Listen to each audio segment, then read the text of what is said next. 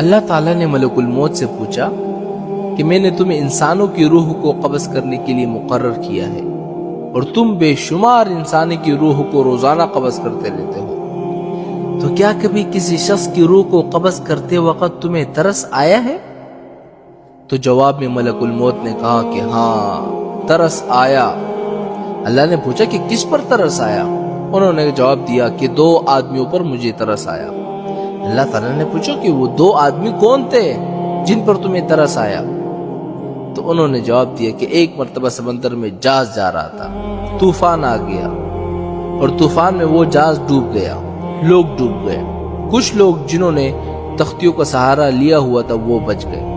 ایک عورت حاملہ تھی، وہ بھی کسی طرح ایک تختی پر سوار ہو گئی اور اسی تختی پر وہ کنارے کی طرف جا رہی تھی، اس کا بچہ پیدا ہو گیا۔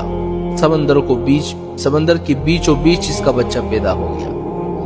جب بچہ پیدا ہو گیا تو آپ کی طرف سے یہ حکم آیا کہ ماں کی روح کو قبض کر لو۔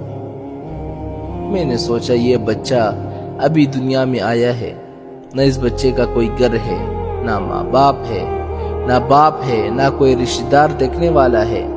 ایک ماں تھی، اس کی روح قبض کرنے کا حکم دے دیا مجھے۔ تو مجھے اس بچے پر ترس آیا کہ یہ بچہ سمندر کے بیچ اس تختے پر کس طرح زندگی گزارے گا۔ تو اللہ تعالیٰ نے پوچھا اور کس پر ترس آیا تمہیں؟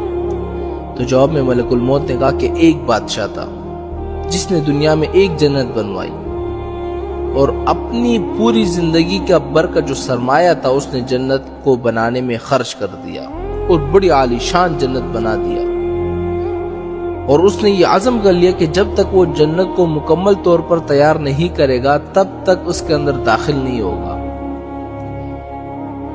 بہت بڑا عرصہ گزرا، جب مدت